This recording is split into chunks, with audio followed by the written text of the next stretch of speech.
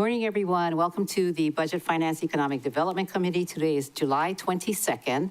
It is now 9:08 a.m., and I look forward to this meeting and the presentations. My name is Yukile Sugimura. I'm the chair of this committee, and I would like to ask as a reminder, when your name is called, if you're not in the council chambers, please identify by name.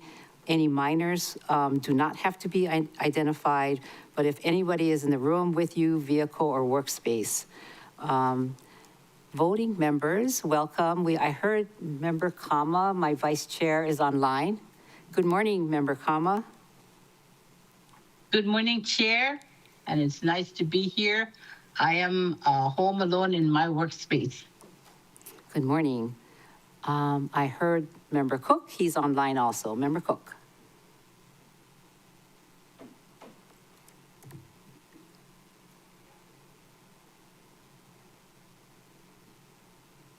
Oh, can you not hear me? Member Cook, can you hear me? He's frozen. I'll come back to you. Member Johnson is excused. He's doing a speech presentation, and he'll join us when he can. Chair Lee, good morning. Morning, half a day. I was going to say the hello from Croatia, but I had a hard time pronouncing it, so we'll go to Guam.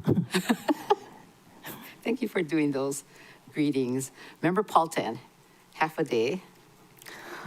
Aloha kakayaka and hafadi kako. Member Rollins Fernandez. Aloha kakayaka, my molokai no yahina.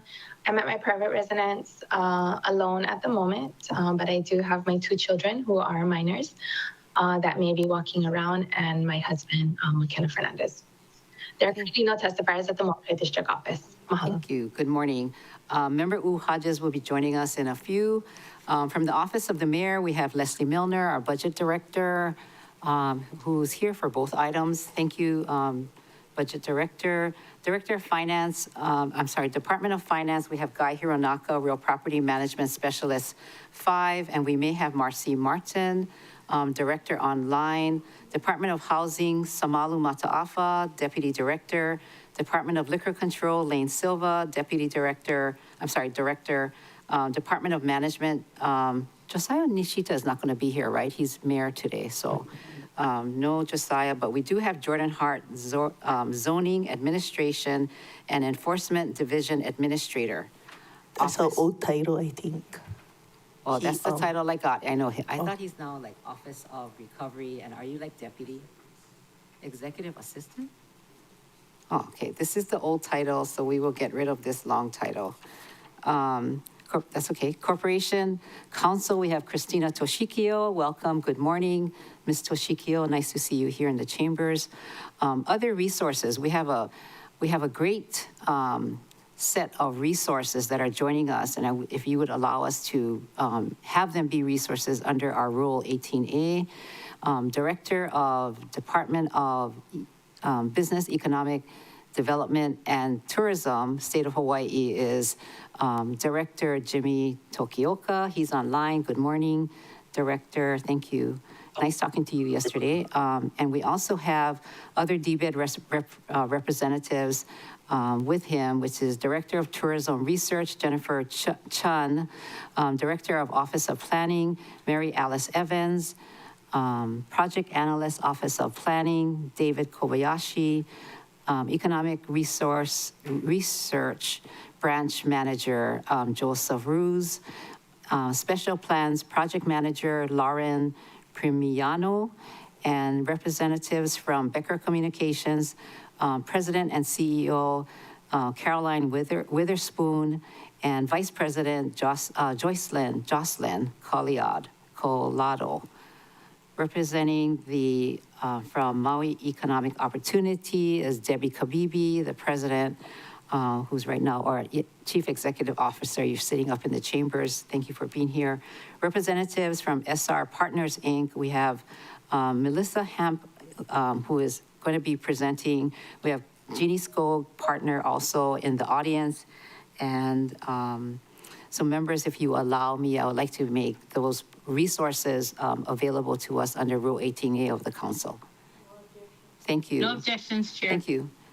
Jefferson's chair.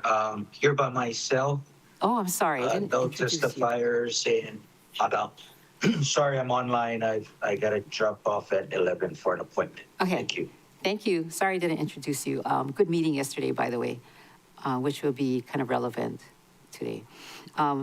Committee staff, Lei Deneen, Council Services Assistant Clerk, Peter Hanano, Legislative Attorney, Kirsten Zabo, Legislative Analyst, James Kruger, Senior Legislative Analyst, Pauline Martin, Senior Committee Secretary, and thank you, everybody, for your hard work to get us here. Please see the last page of the agenda for meeting connectivity. Today, members, we have 2 items on our agenda, and they are BFED 20, paren 13, Maui Economic Recovery Commission update under Rule 7B, and BFED 42, Bill 81, 2025, amending Chapter 3.04 Maui County Code on Information on County Operations. So I'm going to ask for the resources that you have approved to do opening comments on the Economic Recovery Commission, and then take testimony after that. And for opening comments, I'd like to just start off by saying that myself and some of the other members had the opportunity of sitting on the ERC and attending the meetings. And thank you very much, Jimmy Tokioka and the Office of Economic Development for pulling together such a dynamic group of over 100 community members statewide from all different industries to help Lahaina rebuild. It was quite an impressive group. And to start this off, I want to say that the group that I was working on was with Westlow and Halemakua for health and housing. And I would like to really thank this group of the ERC for putting this together, because I think through that and through the other presentations that you'll hear today, you'll see the same kind of impact that this dropped the spark that will make some of the projects happen. So thank you very much for doing this, Director Tokioka and the Office of Economic Development for putting it together. So I'm going to ask for opening comments then on from the resources. The list that I have, it doesn't look like everybody's here, but I have Cynthia Lalo, Chief of Staff, Leslie Milner, Budget Director, Lane Silva, who is our Director of Liquor Control, but in this case, he was co-chair for the Maui Economic Recovery Commission. And Josiah Nishita is not here. Jordan Hart, who is well, to me, he's like the Deputy Director of Office of Recovery, but he has another title. We're also with us, so James Tokioka. I don't know how you want to, or who will be the opening of the presentation. Is it going to? Oh, it is? Okay. Yes. So Director Tokioka, would you like to do opening comments, and then you can tell us who's going to speak next? Thank you. Welcome. Sure. Thank you very much, Chair. It's an honor to be here with you all, and it was an honor to be a part of this group that was led by, community members and a lot of people, as you will see the list of people as we get towards the end of the presentation. But it started from when the fire happened. The governor assigned me to be the point person to do the relocation of the survivors. And we moved 1,800 people approximately in 14 days into shelters, into permanent temporary shelters from the 10 shelters that they were in. After that, the governor asked me, along with the mayor, to convene this Economic Recovery Commission, because we, at the state level, and of course everyone in your county, including all of you, knew that it was going to be a long haul before West Maui was able to do business in the town. So we put together this ERC, and I will say that it was community-led.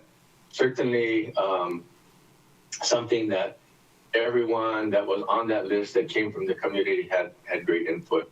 I'm not sure who's driving the slides, but the next slide, please.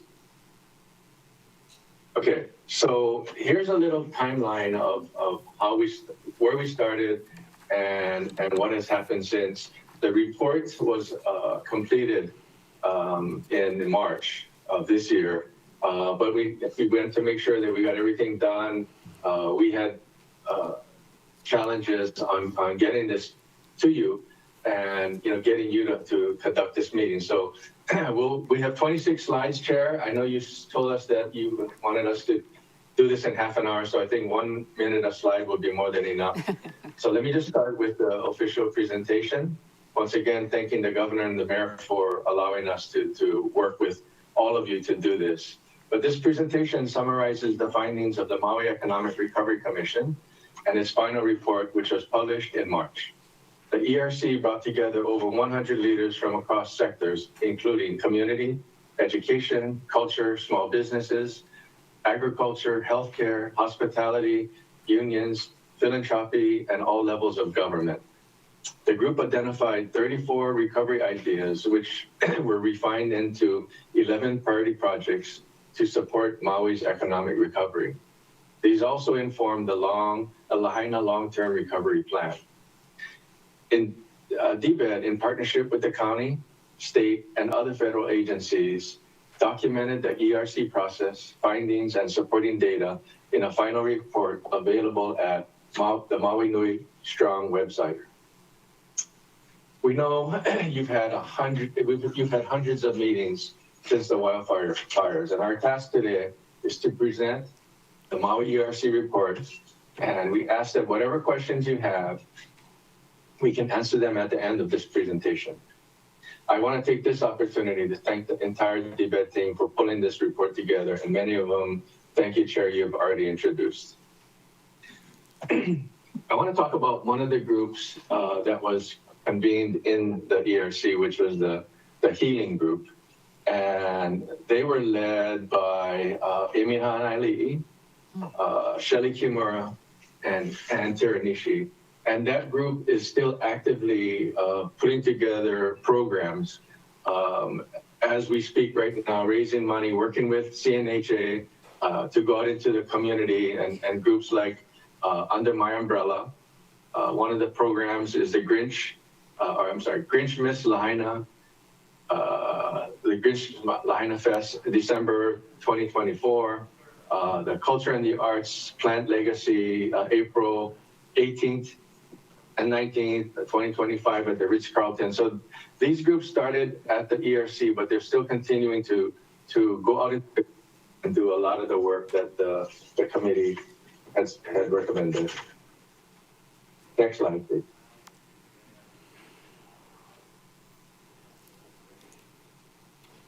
Sorry, next slide, please. Is it slow?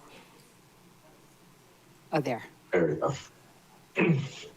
Okay, so this is when the ERC convened its first meeting, January 5th, 2024, on the top slide. And as you can see, that's not everybody in the picture, but there were a lot of people that were excited to be there and that wanted to contribute. A lot of them felt that this was the way that they could participate, and they really did. They really put a lot into it. There's a significance to the date. We wanted to make sure that we were sensitive to the community, and we didn't, we struggled to find when the right time to start was. But since we're talking about economic development, we didn't want to be disrespectful to the people that were still struggling in the community. So we asked a lot of the people that were approached to be on this committee when they thought the right time would be. And many of them said right after the new year, so this is why we started on January 5th. Okay, next slide, please. As part of the groups, the Assistant Secretary of Commerce for Economic Development, Alejandra Castillo was there, of course, Governor Green, Mayor Bisson, Chair Yukile Sugimura, thank you very much. Councilmember U Hodgins was there as well, Senator Decoy, Senator Hashimoto, Senator McKelvey, Representative Holt, and other participants. And I'm not sure of the council members who are in attendance today. I think that Councilmember Peatland was at some of the meetings as well. So we just want to thank you for your participation in all of that, because it was all levels of government participating throughout to ensure that this report and this convening of this group wasn't just talk, and that the government partners were there alongside to help carry the ideas into implementation. Next slide, please. Grounding recovery in economic impacts. Next slide.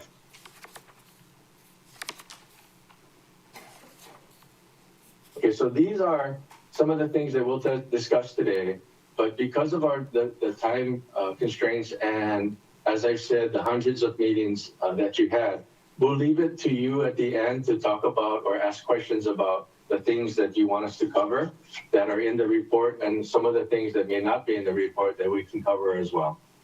The wildfires devastated Maui County.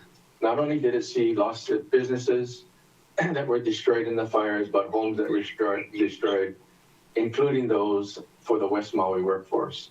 We saw residents leaving the county as a result. The Maui County's labor force has not yet recovered. The decline in tourism has also moved slowly throughout West Maui. Next slide, please.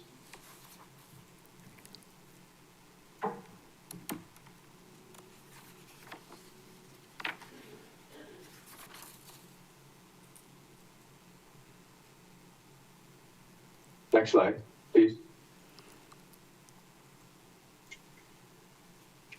Okay, thank you.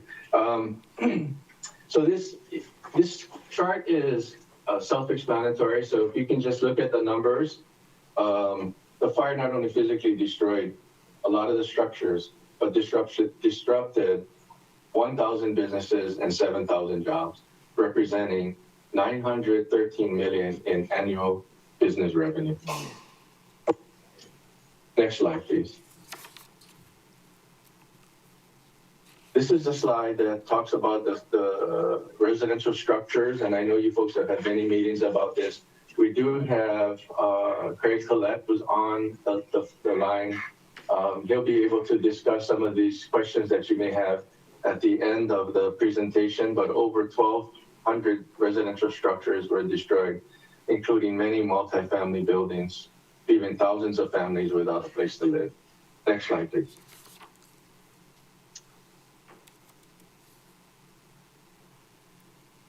Out-migration, and this is information from the State Office of if you look in the Lahaina burn area, pretty much these are self-explanatory. The before the fire is in the bluish color, and after the fire is in the orange colors. The Lahaina burn area, outside the burn area, Maui outside Lahaina, and Hawaii outside Maui. Due to this devastating fire, approximately 1,000 residents, as far as our data is collected, 430 moving out of the state. Next slide, please. Another data source of the labor force. And it shows COVID and then the comparison with the wildfires. The blue line, I'm not sure how well you can see it on your screen, but the blue line is the state number, and the orange line again is Maui County. Next slide, please. Okay. Another slide, if you look at it, it's pretty much self-explanatory. And as we said in the beginning, if you have notes on any of these slides, just if you can write them down and we'll answer them at the end of the presentation. What's important to note on here too is that the governor 6 months ago, along with DBED and HTA, appropriated $6 million of restricted funds as an emergency appropriation to fund wholesale marketing for West Maui. When we say restricted funds, each state agency has money that's restricted, and that's because we don't know what the financial impacts are going to be. So the governor and the budget and finance director has put a 10% restriction on every single department in the state government. But what the governor did to assist the Maui marketing and West Maui marketing in particular was unrestricted the funds from DBED so that that money, that $6 million, could be spent on wholesale marketing and marketing in general to West Maui. The hotels and vacation rentals on that side of the island really pushed hard for assistance because they were struggling. A few of them told us that if they weren't able to pick up businesses, some of them may be closing. Next slide, please.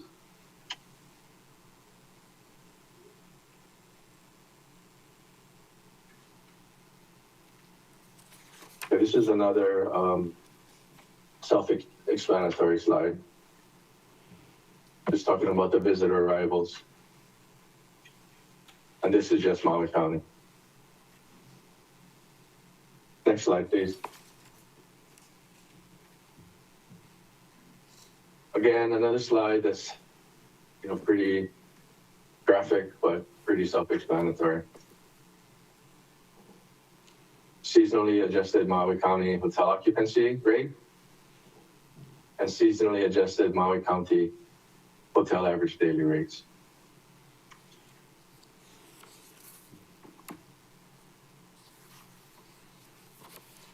In the months following the wildfires, hotel occupancies in Maui are artificially boosted by fire survivors, as you all know. Emergency responders and federal teams. Maui County typically leads the nation in ADR, but has not recovered to pre-fire levels. We have so many people to thank, but for the collaboration of today's report, I just wanted to take the opportunity to thank the DBED team who's online for the preparation of this presentation today. And then at this time, I'd like to turn it over to Lane Silva to do his portion of this presentation. Thank you. Lane, before you proceed, I wanted to just welcome Member U Hodgins. Aloha, Chair. Aloha, everyone. Thank you. Thank you. Can proceed.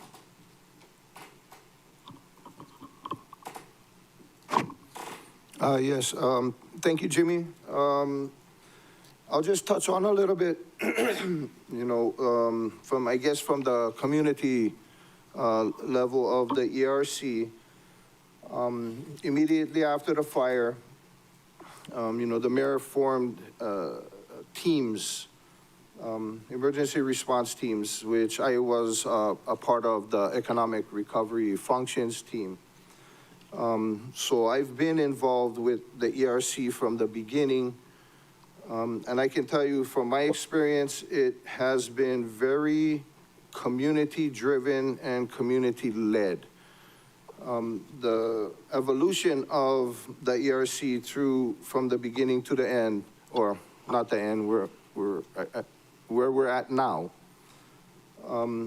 it has grown from the initial stage where everybody was still trying to figure out what to do, to now I believe we've come to a place where there's more direction in how to move forward.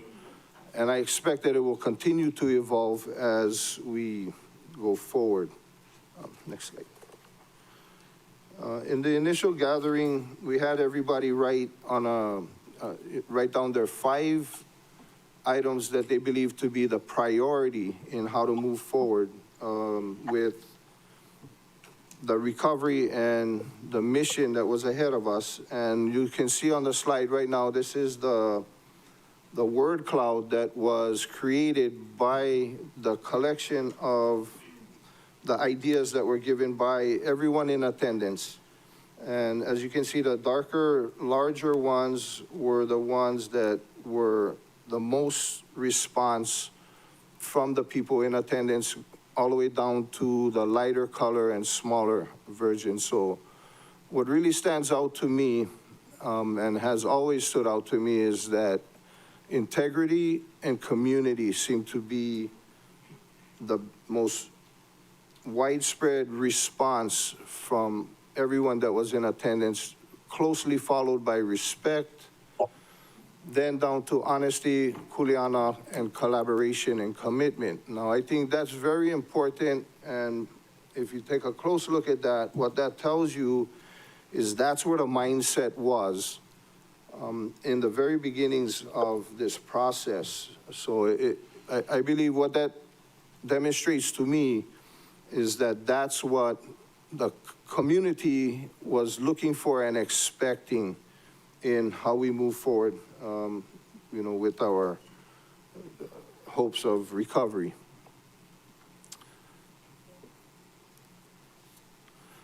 Now, this slide, it shows you the timeline of where we were on day one, the first meeting. Everybody came together. Like Jimmy said, there was over 100 people from all facets from the community to industry members, county people from Maui, and people from all over the state that just wanted to help and wanted to contribute somehow and continue to do so. This slide represents the evolution of the ERC. And this takes us from where we first started on the ground level to where we are now and where we're going in the future. And at this point, I'll turn it over to Melissa. She'll take it from there. Thank you. Okay. Mahalo. So Melissa Unimori Hamp with SR Partners. For those of you who don't know who we are, we're a community and economic development firm that works on community engagement and outreach, government relations and grants. And we are so thankful to Chair Silva for continuing to be a part of this commission and to the council for having us here so we can present on where we have been and where we're going to be going. And of course, very grateful to DBED, to Director Tokioka, and One Shared Future that brought us on as the Maui-based facilitation team starting in January. So we were with everyone, very community-driven in terms of coming up with the areas that people wanted to focus on. So in healing and Aina and VI and other areas. And that was a good time for us to be vulnerable with each other. So a lot of C-suite people, heads of banks, heads of corporations, heads of agencies like OHA, and all of these community members and folks who were saying, why am I here? Why was I asked to be here? And it was really their lived experience that provided the richness and the impetus behind what we really needed to do. And so that's where the community-driven portion of it came from. But again, from January to May, just being able to learn together, to understand what we didn't know, and we still don't know, we're still learning, but to come from a place of vulnerability where we could say, okay, we're all learning on this together. That really built a tremendous amount of trust in all of these groups. And that got us to May, where we were able to come up with the more than 30 projects and go through them and refine them and really try to prioritize and figure out which ones could be realistic to move forward and which were addressing the urgent community needs. And so that's how we came to the 11 projects. We reformed in those project teams, and I'll talk about those in a second. And then in September, that's when we presented on the 11 projects to move forward. And at that meeting, that's also when the mayor talked about how there was going to be another 2 years of project management to ensure that these projects weren't just going to be in a plan sitting on the shelf, that we actually move them toward implementation. So that was our charge. So what we did was, and with our fiscal sponsor, Maui Economic Opportunity, we have Debbie Kabibi in the room, and Philanthropic Sources, Hawaii Community Foundation, and others, we were able to raise some funds, non-governmental funds, to be able to move into that phase 2 implementation. As well as then, we're really grateful to the county, to the council for approving another $200,000 so that we can further give additional impetus to these projects and take them forward. There are 11. I'm not going to go into depth on each of these for 2 reasons. One is that they're very complex, so each one of them could probably take their own hour or more. So we at SR Partners, we've split up the facilitation roles. So what we're going to do is on July 31st, we have our in-person meeting, and I'll say a little bit more about that in a bit, where all council members have been invited. And you can have a chance then at that point to hear from the project teams. They're going to give updates, they're going to take questions and all of that. And two, really this is about the community, you hearing from the community voices on that day, okay? So in no particular order, let me go to the next slide. Okay. We have 3 projects in Y. One for R1, or recycled water storage and distribution facilities expansion, and that's to provide additional supply for non-potable uses and offset potable water demand. And this would lead to enhanced sustainable water systems, healthier ecosystems, and a diversified economy into the future. A second one looks at sustainable water management planning, potentially starting with community engagement and education to fill gaps in knowledge, and also assisting with the restoration of the Ahupua'a system for resource management and watershed recharge. And the third, we had 6 or 7 projects in VI, so this is only the 3 that came to the 11. A third, called the VI Dashboard, will explore available water information sources and how they can be packaged for community understanding and decision-making about our hydrological systems. And again, the ability to support our economic, cultural, and social everyday purposes. We have 2 workforce projects, one to focus on the needs in the healthcare, construction, and government sectors, so government to support the county as well as another to understand the needs in the food systems workforce to help with efforts of food sustainability and that vital industry for our economy. We also have economic diversification, as Yukile mentioned, a council member mentioned Halemakua, that will help to fulfill various needs island-wide in workforce housing, rehab resources, and career development. We have an accelerated permitting and systems mapping project, 2 of those actually, that speak to overall processes and tools to help with the rebuild. We have the harbor project as a nod to the economic driver that the harbor holds and hopefully well into the future, as well as the Lahaina Business Park project that is seeking new spaces for businesses to reestablish themselves. And then finally, as was mentioned by Director Tokioka, we have the healing journey that seeks to help keep the community together and heal the invisible impacts that can continue to pose barriers for economic recovery. And again, you'll be able to hear about each of these at our July 31st convening. But going to the next slide, what was really driven into us by Managing Director Nishita was that we want to make sure that we are in alignment with the county and not duplicating efforts. And so this is just speaking very briefly, and I'll turn it over to Jordan Hart after this. About being able to align this with what was identified before and the urgent needs. And so this shows just how each of those are speaking to the pieces in the county recovery needs assessment by FEMA. And so with that, I'll turn it over to Jordan. Thank you very much, Chair and members. My name is Jordan Hart with Office of Recovery, Executive Assistant. The slides that I'm going to cover are the relationship of the 11 projects that are being pursued with the long-term recovery plan and the CDBGDR program. So the first ones are the water. There's 3 water projects: the West Maui Water Management Plan, the VI Dashboard, and expanding R1 water. This relates to the water from the long-term recovery plan, the Lahaina water infrastructure, firefighting capacity and resilience and hardening, stormwater resilience and flood risk management, the YN watershed planning project, and the R1 recycled water expansion, as well as water source development. This relates to essentially any of the DR programs that rely on water. As far as workforce, there's development and integrating Maui workforce ecosystems, the advancing and agricultural, natural resource and food systems task force. Excuse me, it's occurring to me that I can't see that far anymore. I'm going to go to the paper print. Join the club. Yeah, joining at this moment.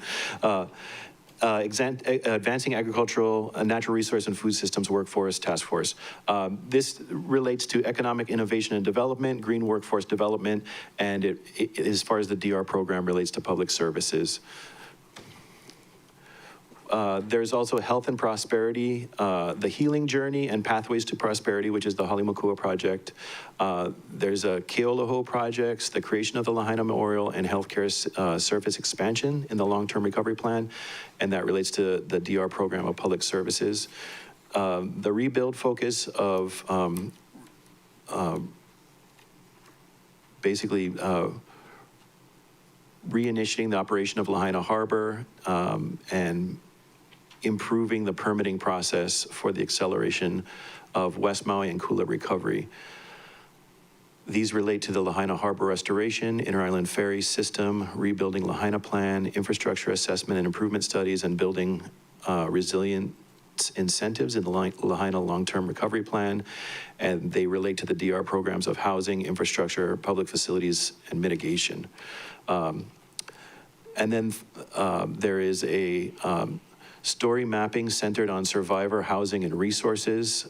This pertains to many of the long-term recovery plan projects that integrate throughout the survivors, their housing, and the resources it requires to get them there, and the same for the DR programs. And then finally, there's the business oriented Lahaina Business Park project. There is a Lahaina Business Park project and long-term recovery plan, and the West Maui Business Center that relates to the public services of the DR program. So the value to the community of this overall program, first of all, it empowers the community. It provides a vehicle for uplifting community voices and enabling community action.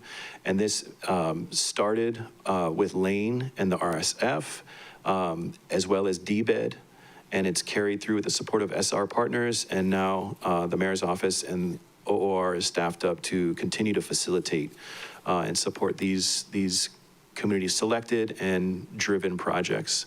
It advocates for the priorities of the communities, develops strategies for and pursues solutions, funding, policies, and partnerships. It builds bridges, which is always a challenge of any governmental initiative, is engagement and the exchange of relationships, networks, feedback, direction, subject matter expertise throughout the community. And it basically complements and coordinates with these governmental efforts that are occurring, and is in the lead in certain situations where the government isn't pursuing a project and the community's identified priorities that they want to push forward, and then we're supporting them. And then it helps to fill knowledge gaps. Thank you. All right, back to me in terms of what's next. So again, the council members all have been invited. Oh, can we hear okay? All have been invited for the July 31st convening at the MAC, 9 a.m. to 4 p.m. And that's where we're going to have some updates from county leadership, as well as the Office of Recovery, and then pivoting to project updates from each of the 11 teams. We are going to then have some opportunity for Q&A. Oh, we need to hear Thank you. We'll have some opportunity for Q&A, but then we'll also have postering sessions where each of the projects will have their own spaces, and you can go and talk to the different project teams, ask questions, provide feedback, help them as they are moving forward. We'll also have a number of funders. So philanthropy is very interested in this. We have about 15 different foundations that'll be coming. All of the members of the Maui Recovery Funders Collaborative, I believe, will be represented. And this is to make sure that we're having them look at the projects that they'll be truly interested in potentially funding, and again, taking forward to implementation. So that's going to be our focus for this phase 2 and under the county funding. And, we again welcome the collaboration will continue between us and county and state entities to, again, just make sure that this is not just a plan sitting on the shelf. So back to the director for closing. Thank you very much, Chair and council members. This is the end of the report, but I'm sure you have questions, and we have people that can answer specific questions regarding tourism numbers. We have Jen Chan, we have housing questions, and that would be Craig Collette, and many others from the planning office, Lauren, David, and Mary Alice, that can help with any other questions you have regarding this report. So back to you, Chair, for any questions that the members and you may have. Okay, thank you. Well done. Appreciate it. And I'm sure that the members have questions, which we can take after, but at this time, I'd like to open up for public testimony. Do we have anybody? Chair, we currently don't have any individuals signed up to testify on this item. But we'll do a last call just in case there are any. Oh, Chair, there is one individual indicating in the chamber that they'd like to testify on this item. Okay, so at this time, then I'll open up for public testimony, and we have one testifier, which is Real quick. Mr. Law. Aloha. You have 3 minutes and 30 seconds as a Ohio. follow-up in case you don't finish. Please identify thank you yourself for your- and ask a relevant question to what was just presented. Well, that's kind of tough. That's a really big report. So in the beginning of the presentation, I heard the, one of the goals of the community was to continue to regenerate the Ahupua'a system. And our Ahupua'a up in Waiakoa, in my opinion, really needs help. And I was hoping that the Royal House of Hawaii would speak on that a little bit, but that's, yeah. Thank you. Okay. Any questions for the testifier? Seeing none. Last call. Chair, no one else has signed up to testify, so this is last call. If there is anybody else who'd like to testify on this item, please identify yourself now. On Teams, you can do that by using the raise hand function. We'll do a countdown. 3, 2, 1. Chair, no one else is indicating they'd like to testify on this item. Thank you. So members, with your permission, I would like to close public testimony and receive written testimony. No objections, Chair. Thank you.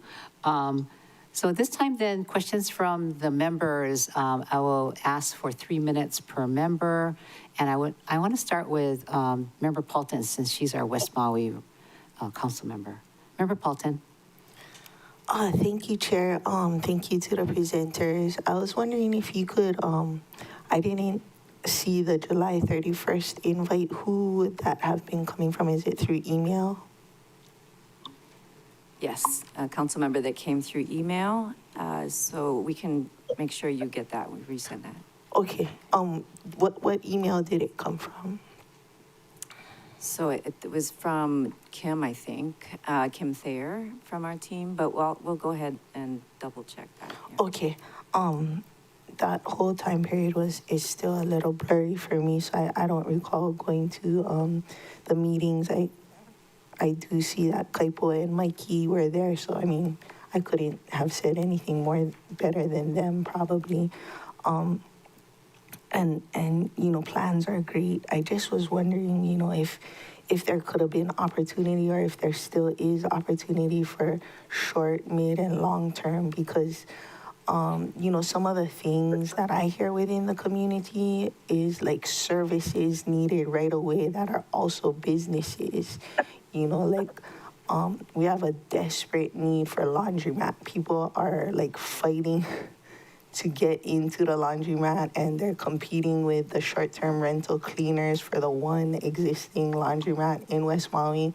Cars have been burned. They can't bring all their laundry over to this side. And I mean, that would have been real helpful in the short term to help a business to stand up for laundromat. Some of the other things that we hear often is recycle and redemption center. Often driving back and forth, I see cans flying out of cars because everybody now has to bring their recycle redemption all the way to the other side to like one of 3 places. That's another business opportunity. Preschool facilities to help just regular people get back to work. So these kind of services that the community that's existing and still staying there could assist with the out-migration. You know, if we had businesses that served the existing community, then people will be like, oh, I can still live through this. And then the other thing that I didn't necessarily see addressed in the slideshow was that, you know, we need these things, all of them, to actually pay a living wage where people have an opportunity, a chance where they could eventually purchase a home in West Maui, which is out of reach for most people, as we hear from, like, you know, teachers and stuff when they talk about that.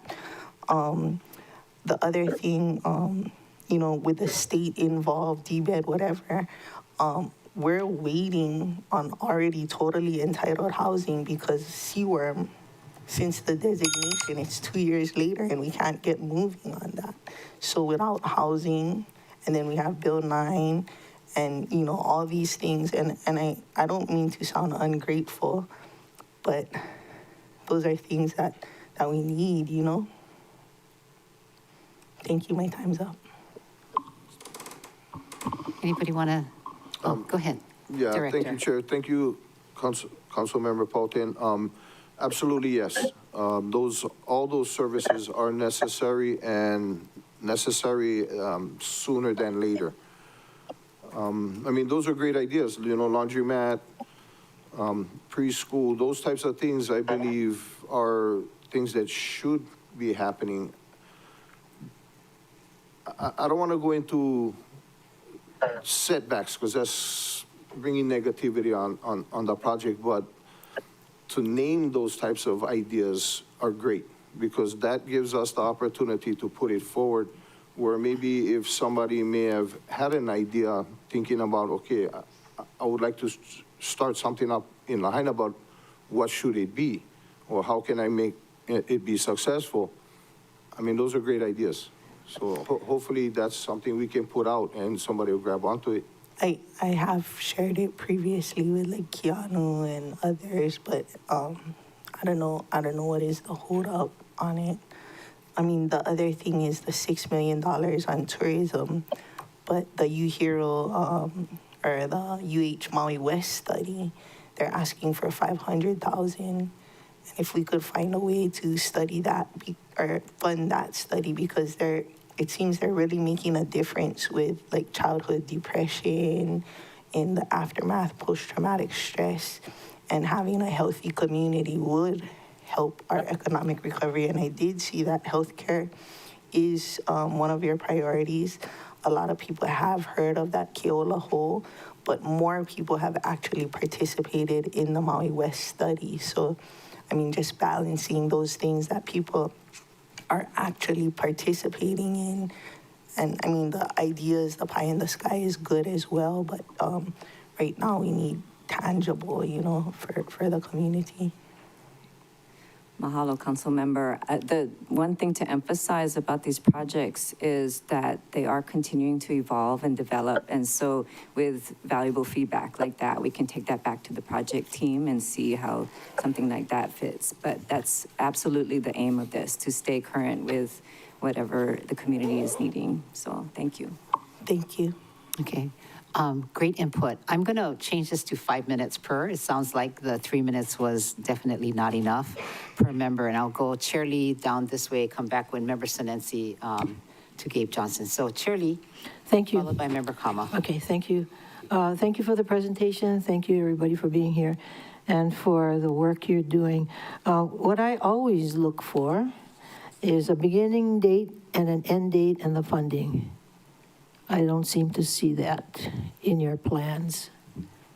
I mean, you know, because right now it's just plans. So once you commit to a start date and the funding and an end date, then we know it's going to happen. Can you comment on that? Thank you, Chair. We are, again, grateful that the $200,000 was approved. We're in the process of finishing up the application for that. And then once that money comes in, then we can aim to make sure that that is implemented over a 2-year project period that the mayor said that we were going to have project management. And so I think that's what we're aiming for, but we have to meet the projects where they are. You know, some of them are much further along in development. Like for instance, the VI dashboard, we have the University of Hawaii Water Resources Research Center and UH Maui Hulihia. They have a project that they're gonna present on Thursday that actually gets down to the number of grad students, the number of researchers, the faculty folks. Oh, excuse me, what kind of water project? It's a VI dashboard. So this is something that's looking at all of the sources and uses of water information and what the gaps are, and then coming together with something that's going to have a public interface so that people can understand what's happening with water and make better decisions. And so if you come on Thursday, then you can ask the project team. But that's what you're going to see next week. Yeah. Melissa, it's frustrating for us because we've had problems with water for years before the fire, you know. So for me, it's on the water department. They should be doing things. I mean, we should be at the point where the next step is implementation, not continuing to get input toward creating a plan. Right. And yeah, very complex problem. I think that as we continue to learn about this, we understand more and more just how complex this is and the 150 years of history. And so there are good minds working on this, I agree, and we need to move toward implementation. And so that's good feedback to provide to the teams on Thursday. Yeah. I'm hoping, and I'm sure you do already, for every plan that you have a priority list, because certainly you can't accomplish everything on the plan. And that's what we're looking at. Well, at least I am. I'm looking at when can we see a tangible result, And I thought this was going to be more about economic diversification, but it's about everything, right? From A to Z. And it's kind of puzzling to see where the state and probably the administration is welcoming funding for marketing. I mean, it seems like on the one hand, you want to stop short-term rentals, and on the other hand, you want to promote it. So, it is confusing, and it's frustrating for the council because we have to deal with this in 2 days. And we're getting all these mixed messages, and so it'd be helpful to get a more solidified answer and position from the administration. Because you're talking about money, trying to find money, yet we're giving it all up with STRs over 60 million, and that's only the RPT, not TAT and GET. So again, when it comes to the council, one of the main things is the funding part of it, the nuts and bolts, and how we're going to afford it, how we're going to pay for it, when is it going to start, when can we start moving people in, et cetera. Thank you. Do you have any comments on that? Mr. Hart, Chair, do you want to say something? I do. There's a couple of things to address. First of all, these are community-driven and selected priority projects, and they are completely different, as you said, A to Z. And so they have different deliverables and things that they do, and they're on different schedules, and they potentially will be asking for their own different sources of funding to execute. So SR Partners can provide a framework of the schedule of their facilitation in support of the Office of Recovery for this ERC exercise, but each of these 11 individual projects and potentially, I don't know if there's going to be pivoting, as far as other services that are needed that weren't currently being discussed. That's going to be a mixed bag of what those specific sub-project schedules are. The one thing I do want to address water as well. I think that water is extremely complicated. CWRM has designated West Maui, and they're in the process of reviewing applications to verify existing users, which, as far as I understand, not a single one has completed its verification process. So any new users that the county would want to support for new multifamily or new subdivisions, those are behind the verification of those existing users. And, just from my experience as a land use planner, I have no idea how we're supposed to project that. And that's going to be a real, in my personal opinion, a crisis of, what is the already existing allocated water in West Maui that we can try to make use of to do things in West Maui versus is some other kind of decision going to be made at a higher level on how CWRM functions and how we can move through their process that's been laid out in the context of the situation we have in West Maui. But I just want to say the Department of Water Supply has infrastructure that they're also waiting in line for the verification of CWRM for their use of. So while this issue's been a long time coming, it's been compounded by the disaster, and it's beyond complicated, and it's not just a matter of Department of Water Supply opening up their existing facilities that they have. It's a big, huge bureaucratic logjam. I realize that, Jordan.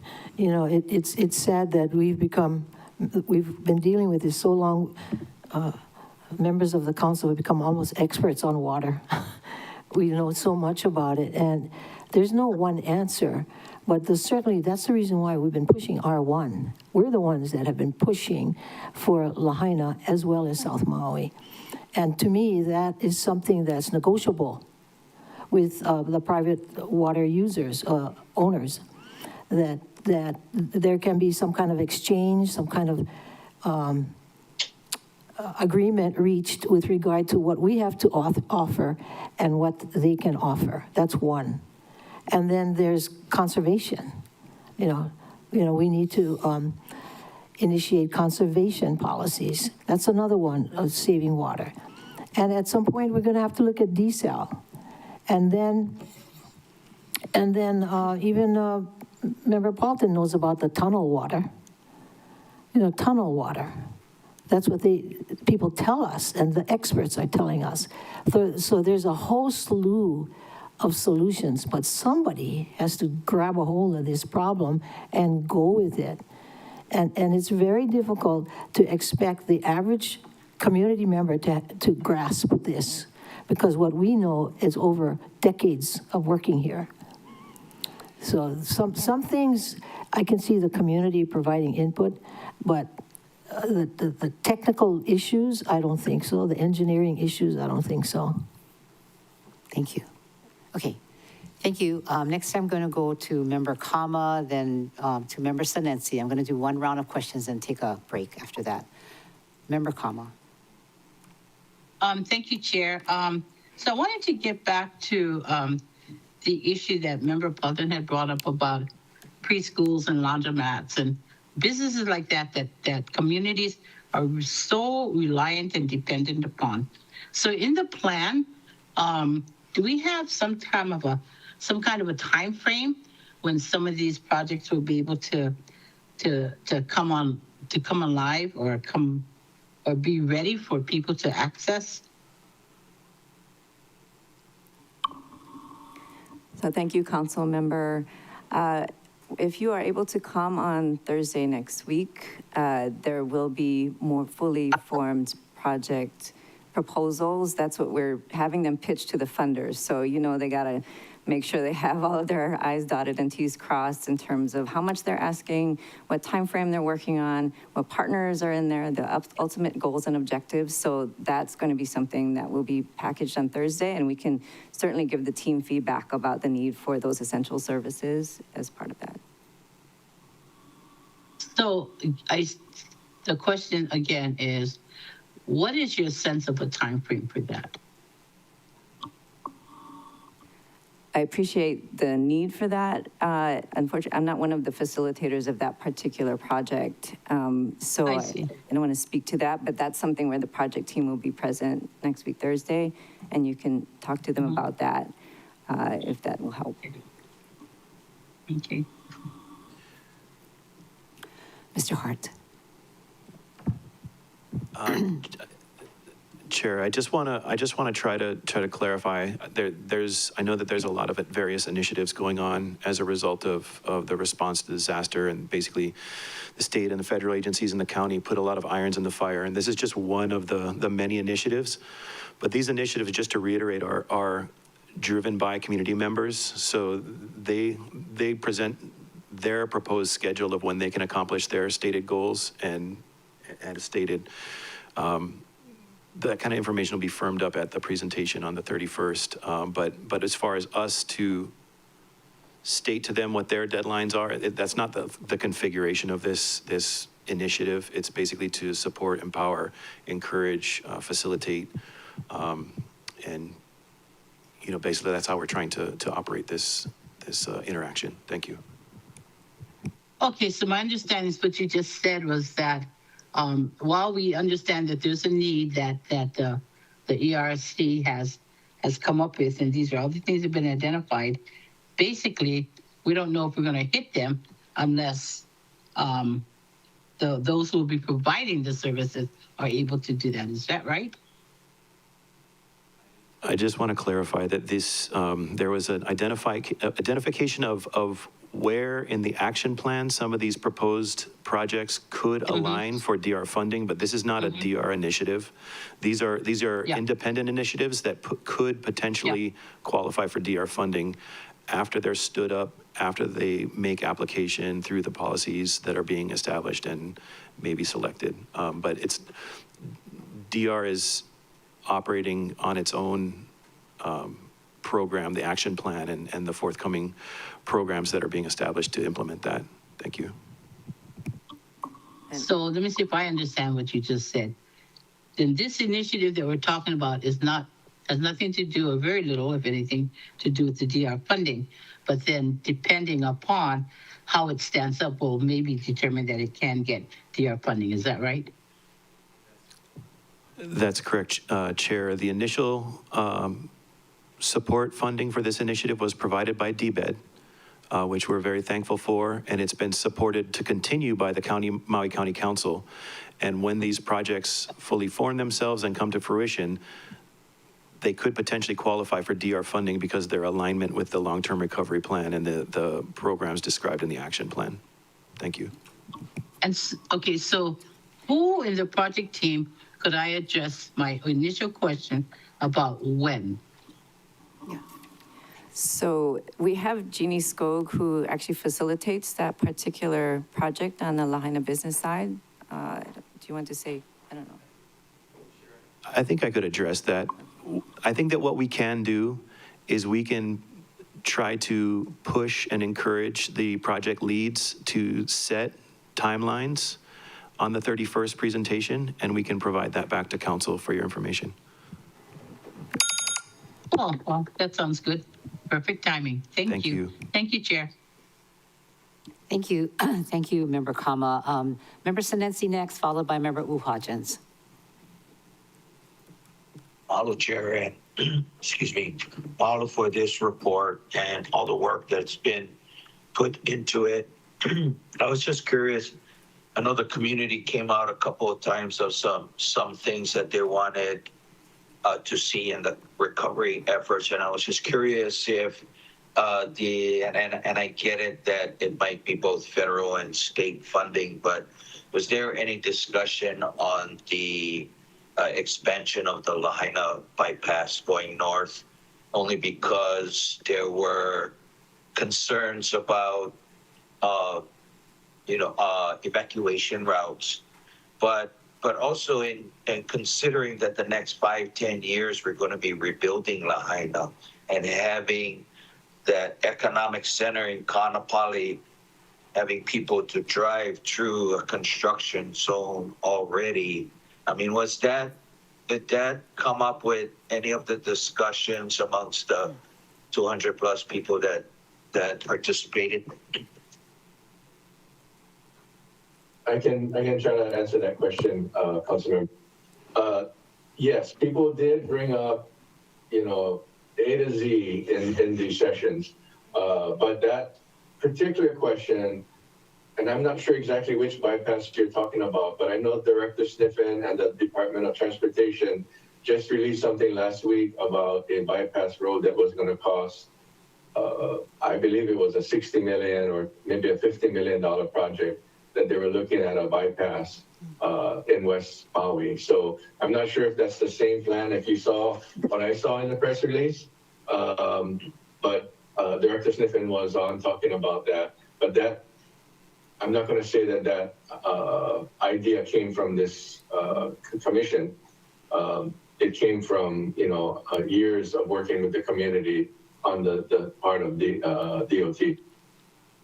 Oh, okay. Mahalo for that update, Mr.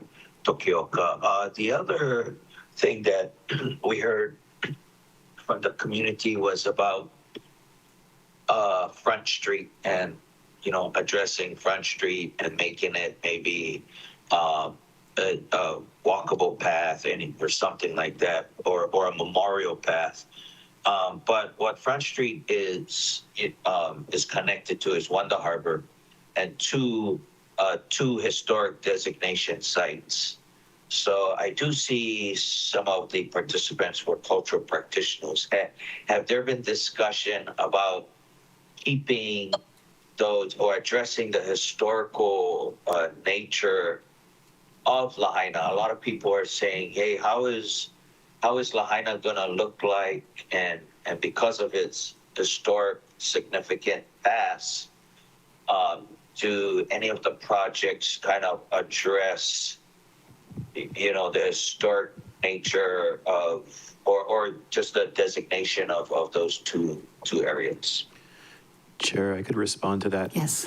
The County of Maui Office of Recovery has initiated the Rebuild Lahaina Plan Phase 1, which is a focus on the downtown core of Lahaina, and it's intending to create or update existing commercial design guidelines for the reconstruction of the commercial core in relation to the County Historic District 1 and 2 and the Lahaina National Historic Landmark District.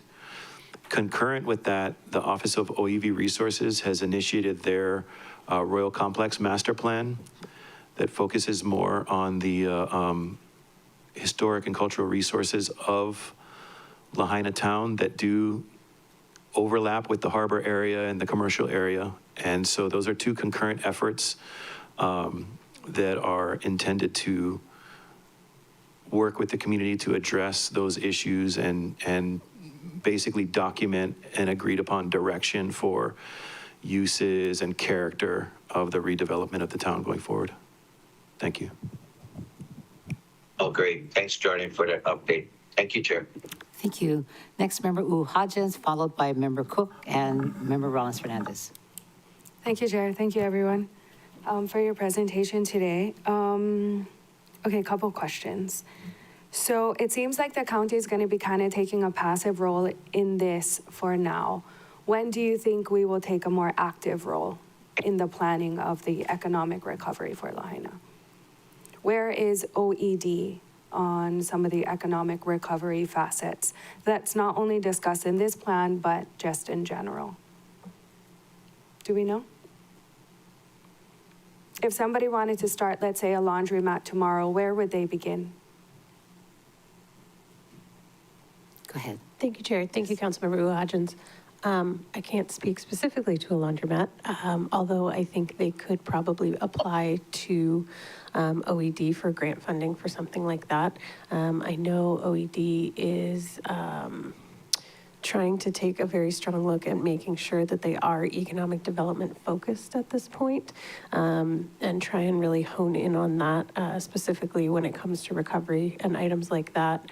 But I could also request that you submit your question in writing to Chief of Staff to get a more thorough answer. Thank you, Chair. Okay, I actually want to hear from Mr. Hart too, only because the laundromat is such a good and bad representation of how difficult it is for things to get permitted. As we were discussing water earlier, the laundromat would require a whole bunch of water. How would somebody without an existing laundromat facility, because it would be a new business, go about doing that? Chair, thank you. So there's a couple of things I was thinking about when this was being discussed. There's the business park, which is kind of like a small business incubator, and I'm not sure if that's something that could be pivoted to. I'm so glad you mentioned that, because that is my next question. Okay, so to pivot to address some of the use needs that were mentioned by Councilmember Paulton, setting that aside, you're basically addressing the underlying water issue, which is what I was trying to make comment about, is that I don't see any way in the near term to do anything outside of existing meters in West Maui. So they would need to partner with, let's say, a light industrial zone property to get access to that meter in order to do the uses, because there's no waiting for the entire CWRM process to unfold to decide on a new location that doesn't currently have a meter. And then as far as, what does the Office of Recovery do in situations like that? I'm one individual. There's another staff person that we basically are on call to assist people with specific land use and permitting issues. So we basically assist them to coordinate with agencies and problem solve based on, past experience doing that kind of stuff. And Okay, wait, I that's- have another question before Sure. I move on to the Lahaina Business Park. How would somebody do, like, let's say, a mobile laundromat? Where would they park? How can we help, like, clean clothes is such a basic necessity. But could we do a mobile one? Could we figure out somebody, could we solicit on our end who would be willing to do that and help find some grant money for somebody to do a mobile laundromat? I'm sure we can. So basically, you have zoning and Yep. you have sewer hookup and water. Like, I'm sure it's something that can be solved. I Okay. guess. I like that. I'm going to end on you saying Thank you. it's something that can be solved. I like that. For the Lahaina Business Park, I think that's what it's called. We heard about that a while ago. And I specifically remember it because we discussed having a beer garden in that park. But I remember unsure of its potential location. Have we had any movement on that? And if so, what's the update? What's the status on that business park? Thank you, Councilmember and Chair. If we could, Jeannie is the facilitator of that. Okay. Great. No. So members, if you allow, ask Ginny Skog to come with I would be SR happy. Partners to Thank come you. and join us as a resource. Thank you. Ginny, you want to come down and eventually, when you get settled? I you can answer. do, I sat with them and Okay. Jeannie in a update meeting. So basically Okay. they're in communication with a existing commercial property owner with a remaining structure, negotiating for space. And we also had a discussion of whether or not it would be appropriate to try and find a semi-temporary or pop-up location within the core of the town as well. And they're basically exploring and making deals on establishing, starting with the brick and mortar site that they had already been working on and they, exploring alternates. Okay, thank you. I heard the bell. Thanks, Chair. Okay, very good. Next, we have Member Cook, followed by Member Rollins Fernandez and Gabe Johnson if he arrives. Member Cook? Thank you, Chair. Can you hear me? Yes. Excellent. Thank you for this presentation. There's a lot to it. And my question, I was going to ask about the Lahaina Business Park, but I will shift gears to update on Lahaina's Harbor for Economic Resilience. Is there, how does that play in? And could you give us sort of an update of what's happening with that, what the potentials are, and if there are any challenges that the council could assist with? Chair, the Harbor Recovery Working Group has been extremely active. I've been participating with them a lot. We had a very successful meeting with DOBOR at the harbor with the Office of Recovery and several of the harbor users. I believe it was last week, but I have a hard time tracking sometimes. Anyway, identified the critical path items remaining for operation, and it looks like we're closing in on key items and actually making significant progress. The County of Maui has a couple of safety improvements that we're wrapping up that will basically lead to eliminating any sort of restricted access to the core of Lahaina town. And so we've basically got our schedule coincided with DOBOR, and we're working towards wrapping things up. There's one specific critical path item that hasn't started yet, so I don't want to try and make declaration of a specific deadline before that's done. But I believe it's coming together, and I think that the operators and users of the facility are confident in how things are coming together and feel good about it. Thank you for that. Could you share with us some of the critical path items that are to get to it starting to function again?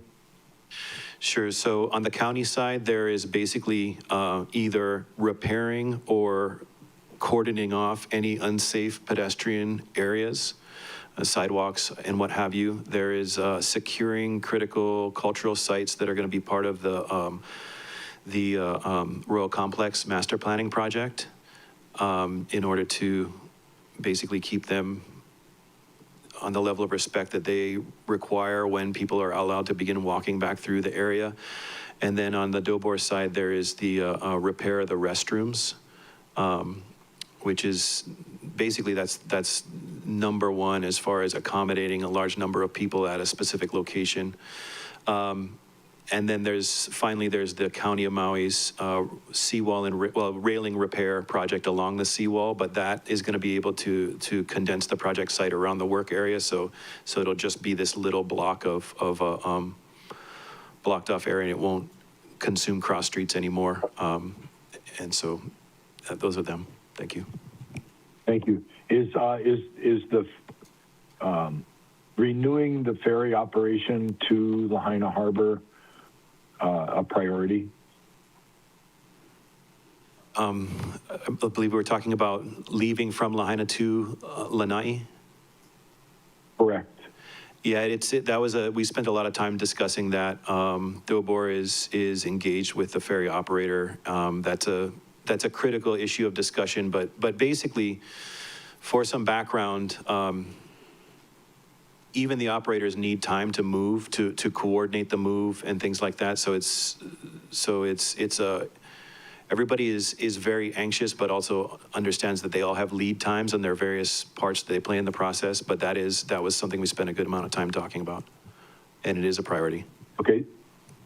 Thank you for sharing that. It sounds like that is one of the projects that has traction and actually like moving forward. So my next question is an update on permitting and accelerating West Maui recovery. How is this? Is that aspect of it principally for the businesses, for the ERC? Chair, no, I don't think that it's specifically for the businesses. I think that it's really going to become critical for everybody that's Makai, basically within the special management area, within Lahaina National Historic Landmark District, and within Historic District 1 or 2. I'm not sure if council's aware, but there was basically the first building permit application that came through in Historic District number 1. And SHPD's comment to them was to excavate 100% of their project site. And this was for the reconstruction of a previously existing structure in the exact same configuration and design as it existed pre-fire. And so if that's going to be the kind of thing that every single family homeowner faces, it's going to be a real problem. And so there needs to be engagement and discussion about how that's going to be handled. And it's a state level issue, but it's, we're partners with them, and our residents are subject to it. So it has to be addressed, because I don't think that the average person can handle that, basically, just to rebuild their own home. So thank you. No, I concur. That is a relatively very burdensome.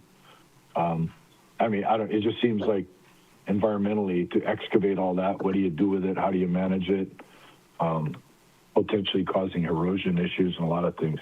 Anyway, thank you very much, Chair. That's my time. Thank you. I appreciate the presentation. Thank you very much, Member Cook, followed by Member Rollins-Fernandez. Mahalo, Chair. Aloha, everyone. Mahalo for your presentation and for being with us and answering questions. I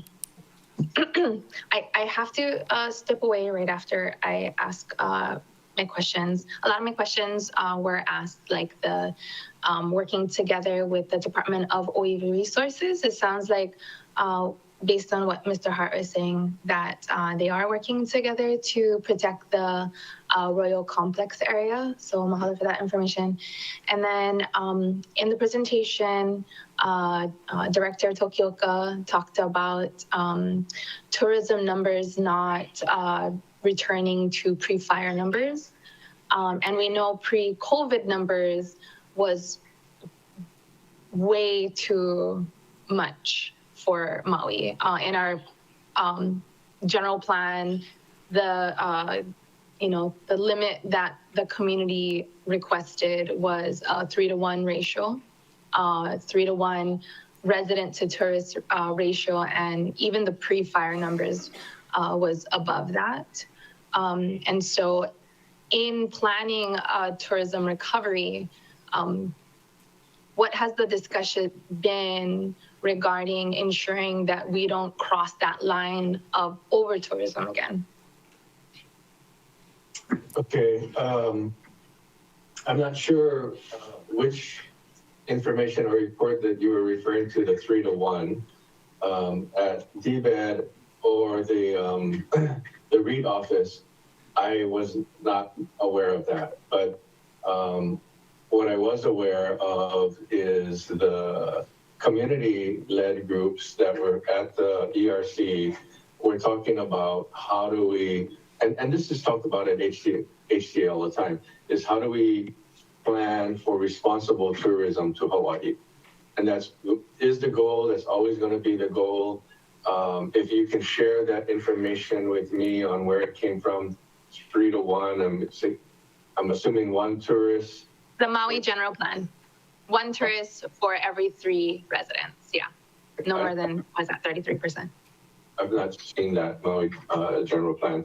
But anyway, from the groups that were made up at the ERC and the groups that have been contacting HTA and DBED, they're, as I said in the report, they're asking for support for some of these hotels. And I wanted to address something, this opportunity too, that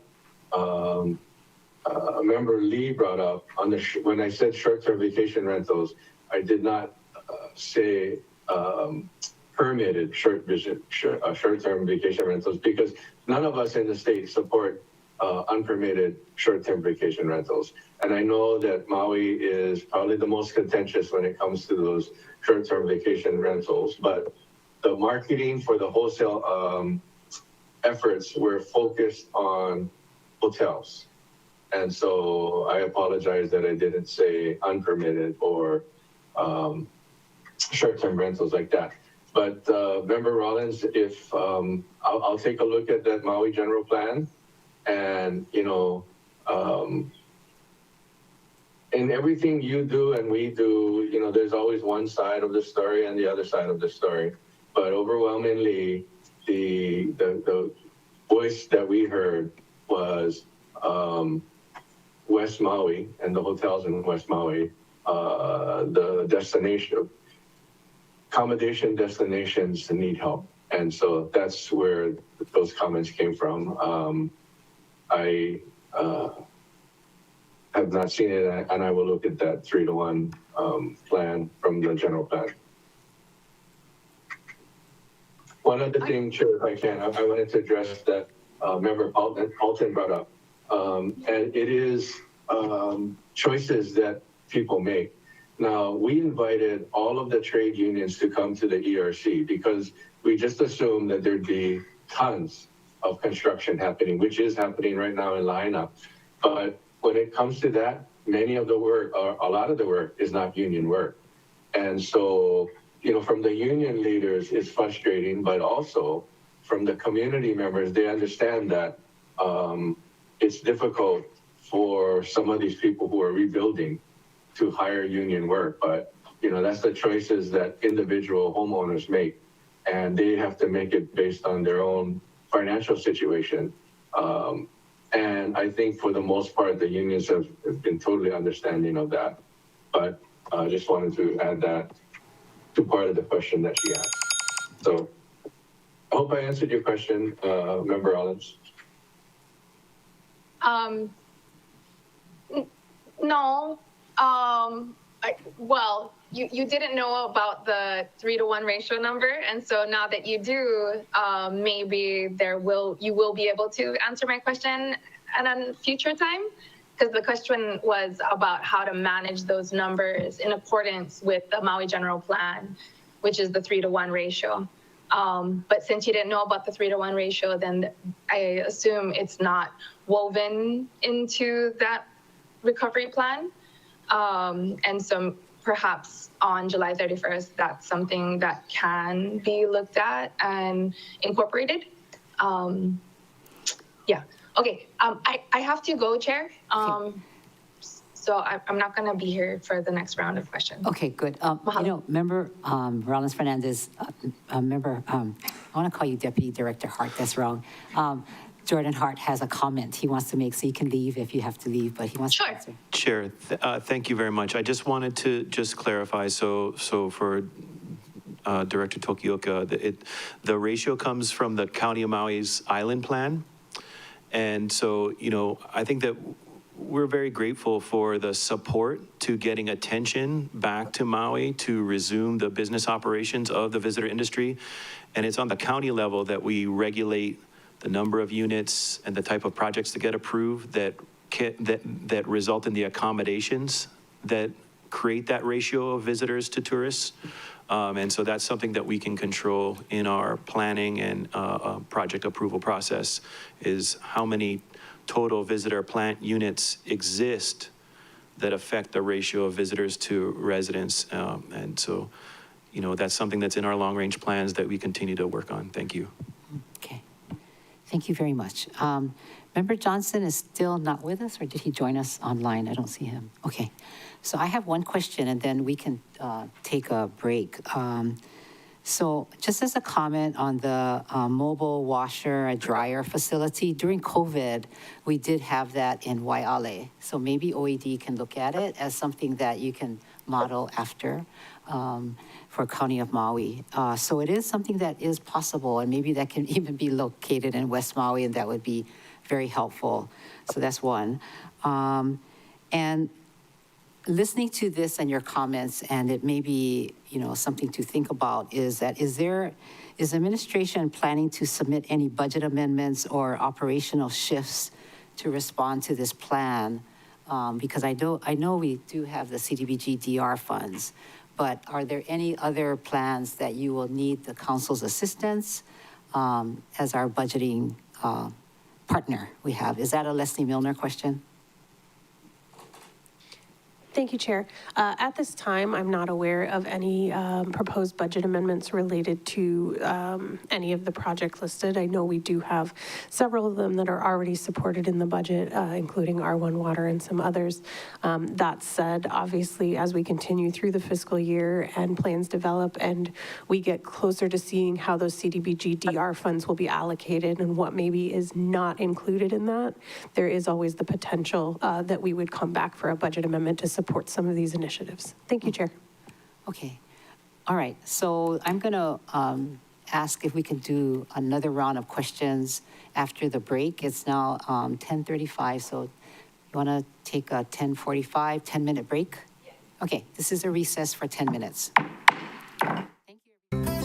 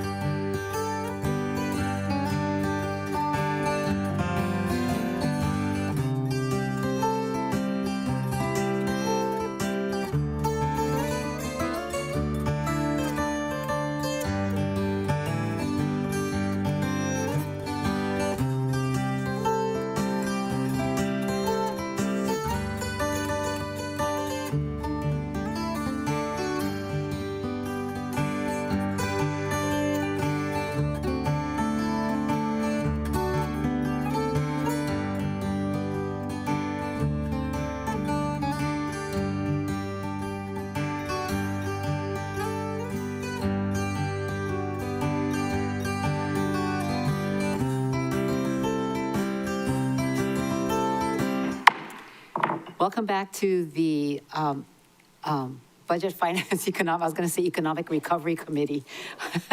Budget Finance Economic Development Committee, and we are continuing with the ERC presentation and report.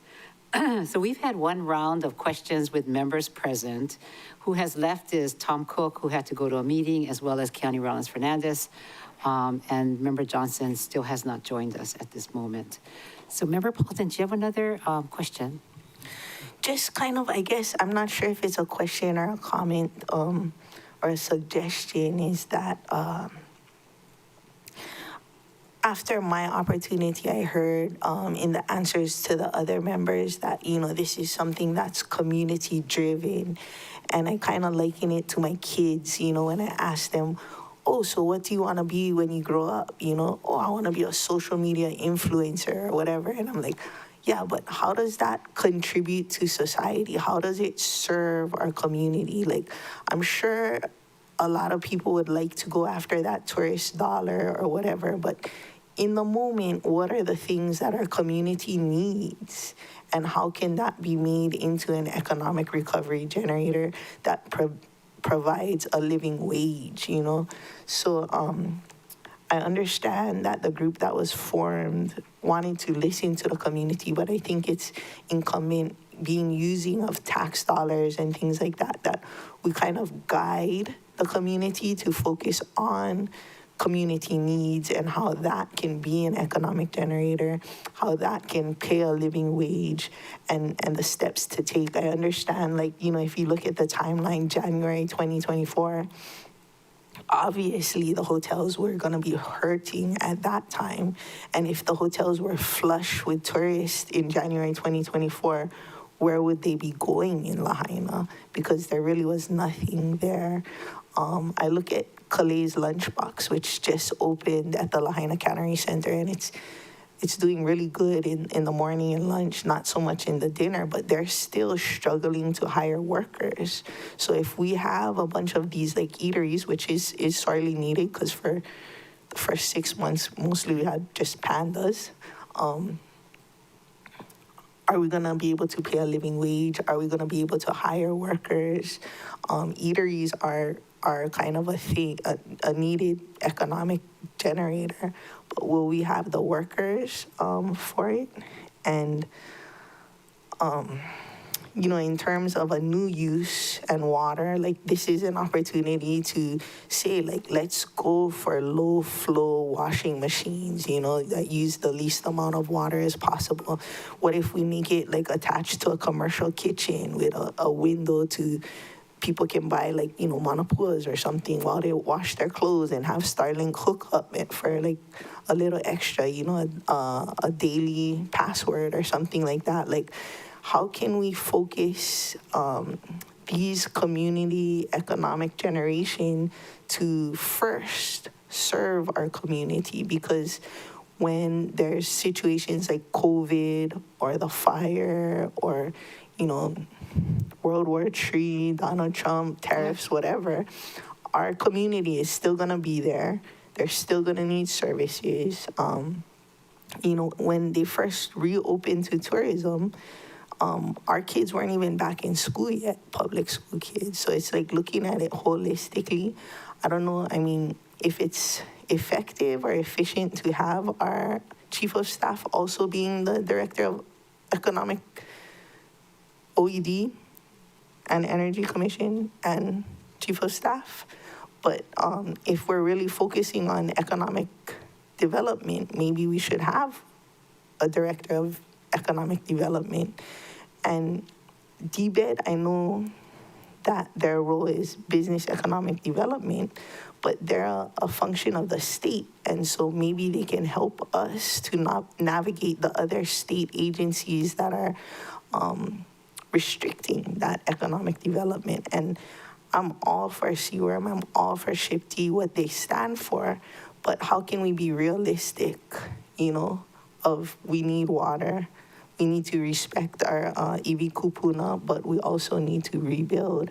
And how can the state and the county and the various departments work together on that? Because I think what's missing is that overall outlook and the way that economic recovery is affecting our in Lahaina, living in Lahaina and North day-to-day lives, because we're not there yet. It's difficult, you know, if you have a brand new kid, or you need daycare, you need childcare, you need after school programs, you need transportation and all the things. We're not there yet. And so life in West Maui is harder. And then when you look at the statistics of the out-migration, it's evident most people want to live in a society that's built to serve their needs, you know, whether that's economically or not. I'm concerned with those carrying costs for these businesses that want to rebuild and have to do all these shifty things, that the time and the money involved is going to create like what International Marketplace Waikiki is now. Majority of people, they want to see the mom and pop shops, the small businesses, but with the cost of recovery, it's almost as though we're forcing the big corporations to come in because they're the only ones that can carry that cost over a long term. And so, like, you know, maybe start with the end goal and work back and see how we get there. But, and I don't mean for any of this to take away from all the hard work that's been done, but if we can just, you know, guide the process a little to focus on our existing residents, their needs, and how that can be an economic opportunity rather than obstacle. So I guess it's not a question, but input or feedback, and I look forward to see how this is incorporated on July 31st. Anybody want to make a comment before I move on? See none? Mr. Hart, you want to respond? Chair, thank you very much. You covered a lot of different issues, and you know, we're taking note, and we'll do our best to incorporate the feedback that we're getting here into the framework of this existing project. And we do look forward to the discussion on the 31st, because it is going to be an interactive process. It's a presentation by the teams, but it's also feedback from the fully assembled ERC. And we can, as discussed earlier, talk about how to incorporate pivoting into this process as new things. These team leads are setting out on a project that was selected and vetted, that they believe is the correct course for them and their expertise. And then there's new feedback coming in of new issues that either have not been picked up or are emerging as larger crises than were thought about earlier. So how do we incorporate pivoting or potentially bringing on new team leads to take on different initiatives? We can look at that inside of this ERC process. Thank you. Thank you. Thank you. Anybody else have a second round of questions? Member Hodgins. Thank you, Chair. This question is for you, Mr. Hart, not necessarily in this role that we're discussing today, but kind of, sort of. So this morning, CNN had an article that the price of home construction, we can expect to rise $14,000 by 2027 because of the tariffs in Canada, which, of course, we can expect to be more expensive here, right? As we need the shipping from Canada, go to America, come here. What are we going to do to help offset that cost, considering it's already more expensive than it ever was?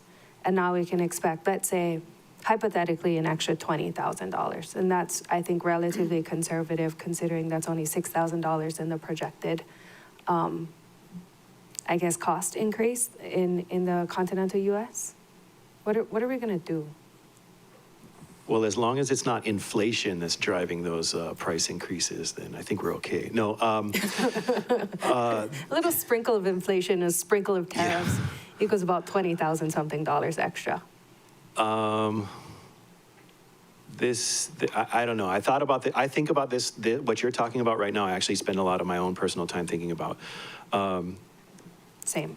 I think that my dad built the house that I grew up in. A lot of people used to build their own houses. just like bring all their family or Yep. friend group together and build their houses. We've transitioned away to like a turnkey, buy into a large-scale development. I think that those things, just by the nature of what it takes to develop those drive costs. I think that we have to look holistically at how somebody who's born and raised on Maui, or even just comes here and is participating in the community, navigates their way through all of these escalated costs. And I think that it's going to come down to, unfortunately, working harder, making cuts, making tough decisions. But I do think within that, that's something that's possible. And that's the only way it's going to come to fruition. I mean, the council can't buy everybody a house. The Right. state can't give the county money to buy everybody a house. Like, we have to figure out how to do more. And I think that it comes down to, fundamental skills and things like almost like home economic kind of fundamentals. Like, how do you grow your own budget? Like, you have your income that you have. How do you cut your own costs to set aside and be able to participate in this market that we're all competing with from people all around the world who want to be here? Yep. It's very challenging, but I think all we can do is try to enable and give fundamental skills to the people that are from here or are here and are part of the community. I think that means there's a lot of different programs which the county does already support, but I think that they have to kind of speak more to the skills that you need, or the education that you need to be able to, and it's not like complicated. I don't want to say it's not complicated, but it's like more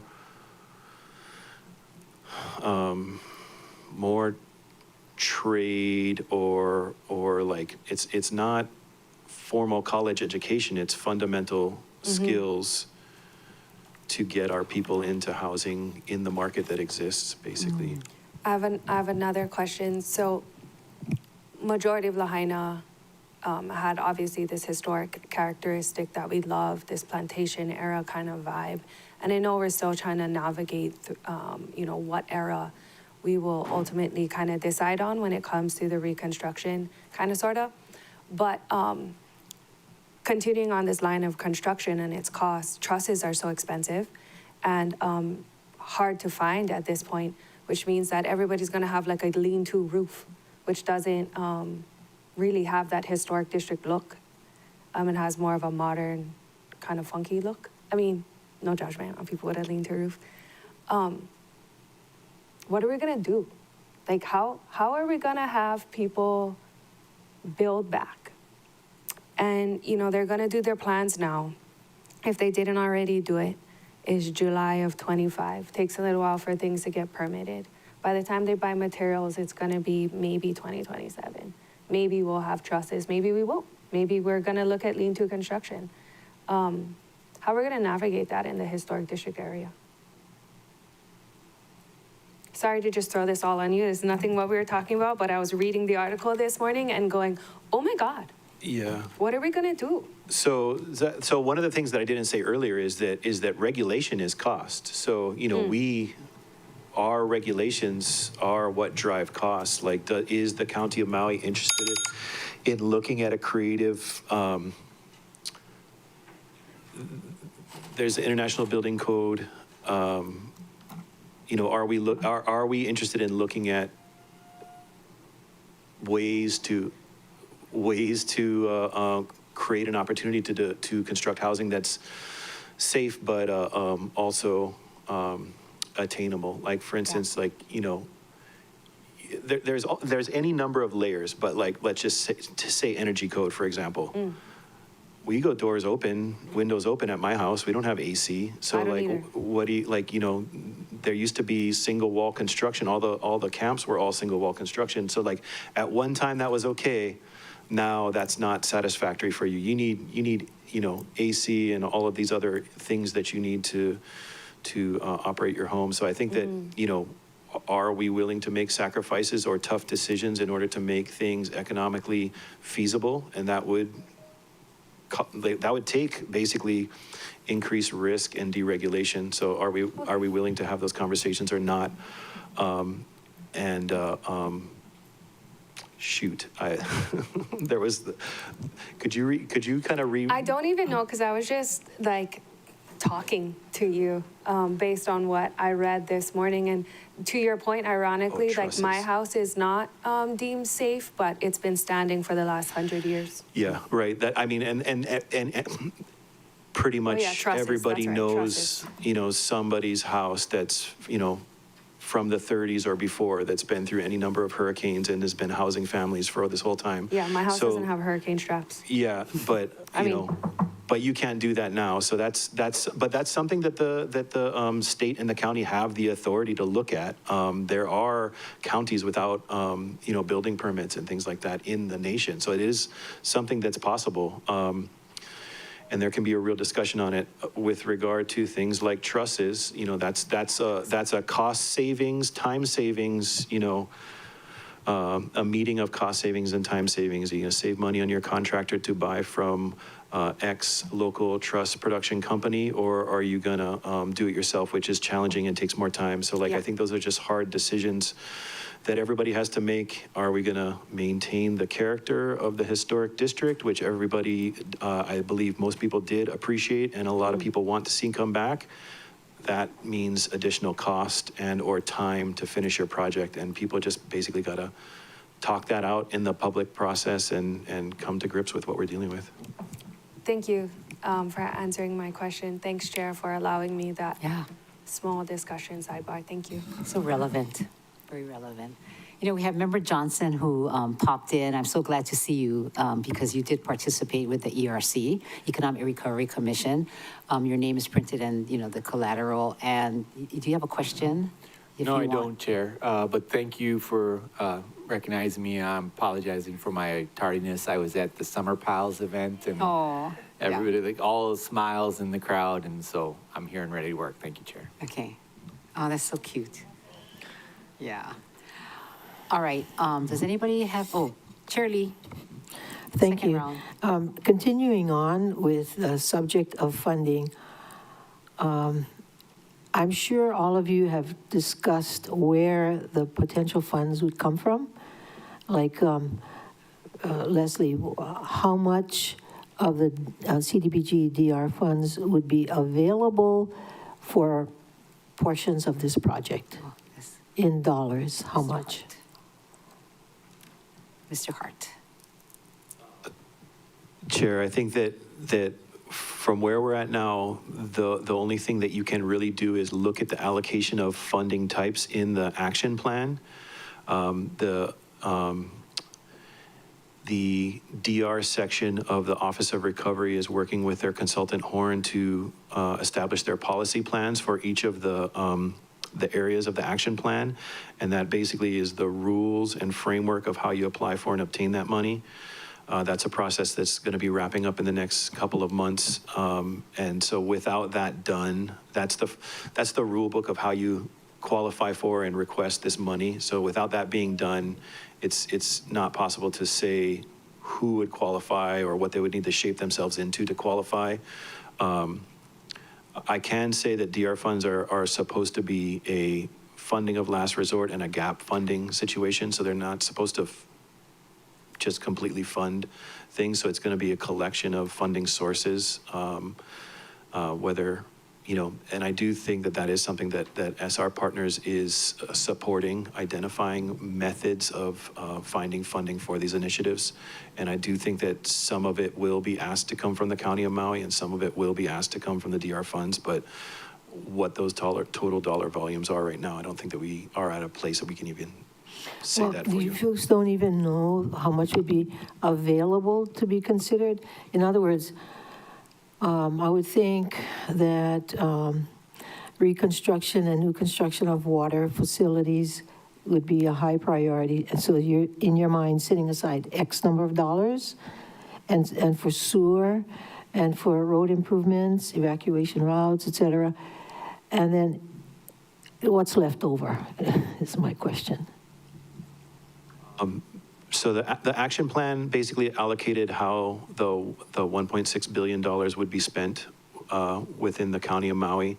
And I apologize that I should be able to, but I'm not able to rattle off the divisions of those bundles of basically hundreds of thousands of dollars. But there is housing and infrastructure and social services and hazard mitigation.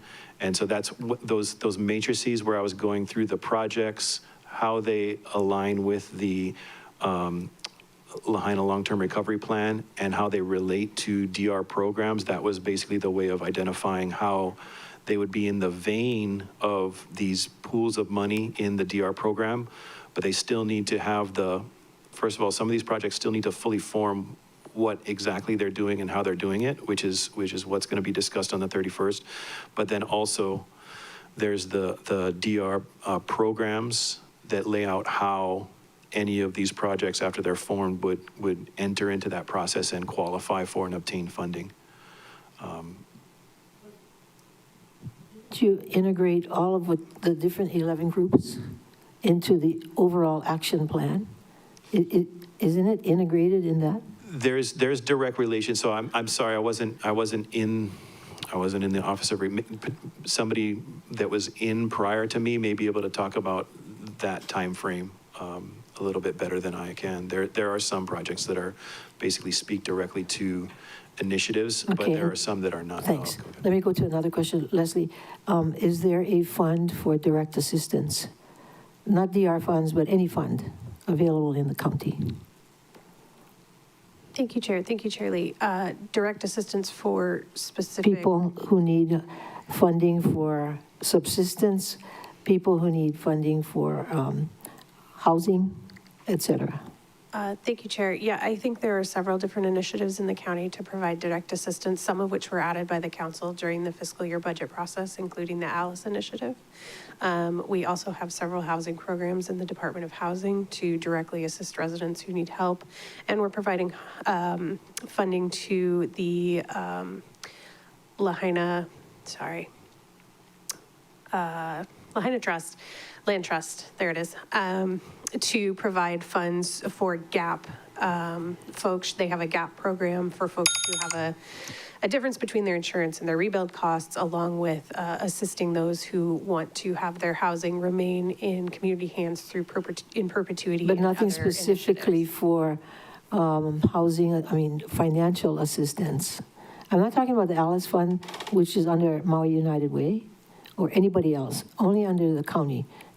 Are there funds allocated for financial assistance? First-time home buyers. We have funds for financial assistance for housing, such as the first-time homebuyers program and things like that. Thank you, Chair. Okay, thank you. Okay, anybody else have questions? See none. Okay. Tamar? Not Tamar, okay. This item then, with your permission, members, I'm going to defer this so we can bring it up again.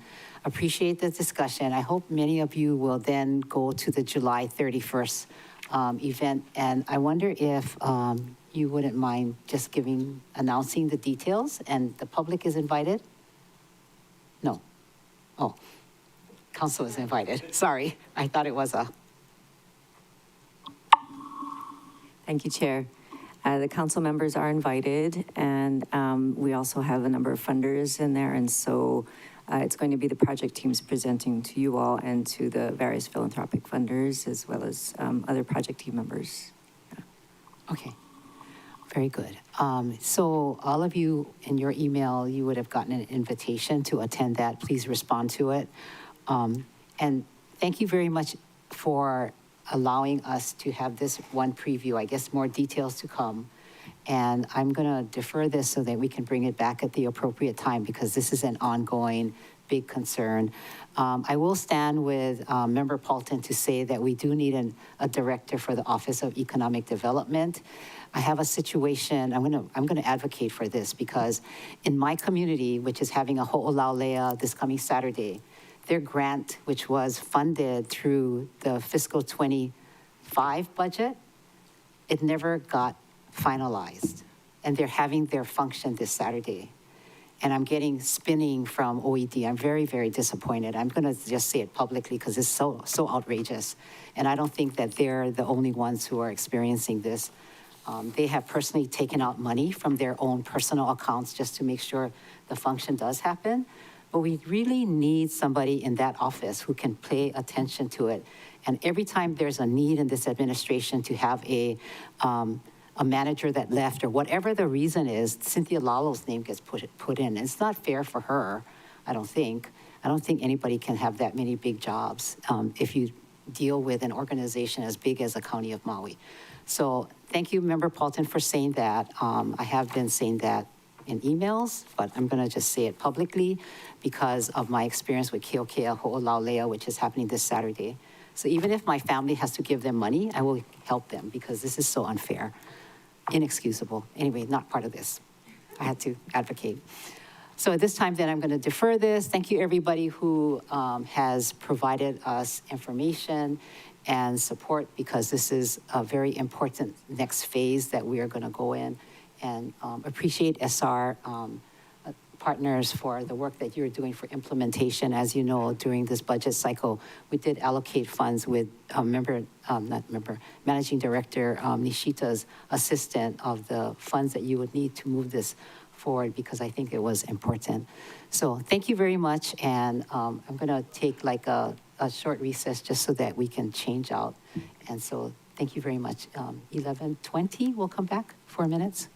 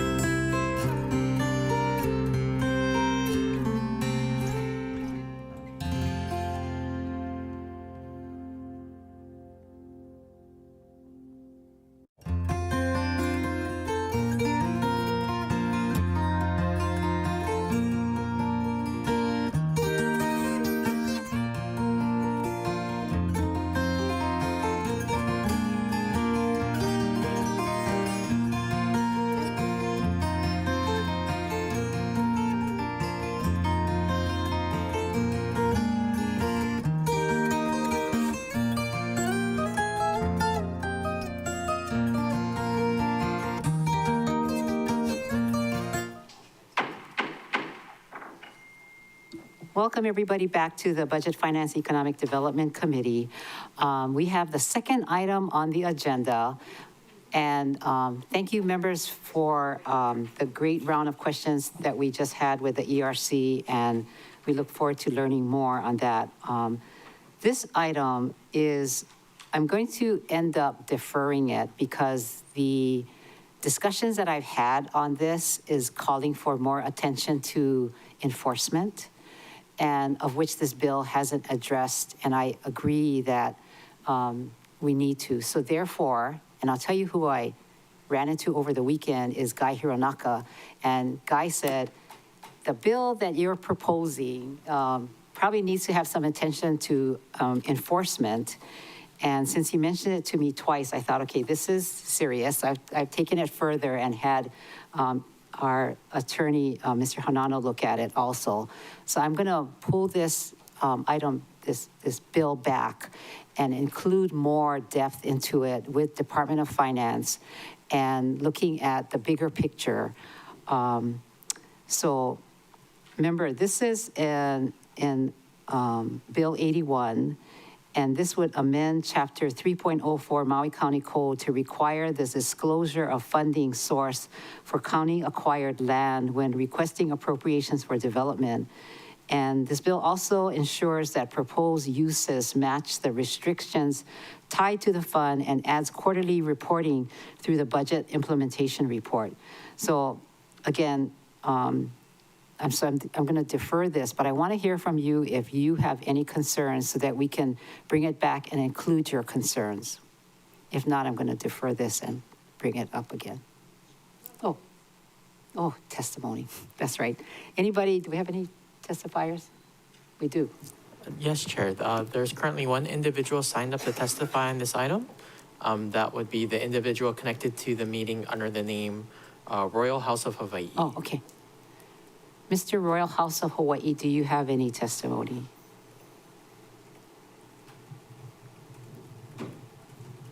Yes, I do. Aloha.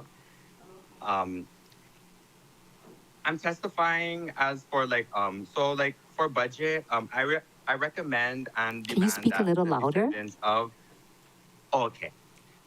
As for budget, I'd recommend and demand that the descendants of the royal patents allodial titles be contacted and be returned to their lands. Given the historical context and the existing legal framework, it's evident that the Native Hawaiian people with their royal patented allodial titled lands, because the metes and bounds of the Kingdom of Hawaii are never going to go away, would be the best suited to govern and decide what happens on their ancestral lands. From after all they have lived through the challenges and effects of land mismanagement. And as Kanaka, we look at water as our value because without water, nothing will survive. The weeds or even the cockroach not even going to survive. The royal patent paperwork shows what the land can do and what the land can hold. But if the descendants were to be contacted and returned, they would likely prioritize sustainable and community-driven solutions, avoiding massive evictions, and helping everyone in a whole, no matter what.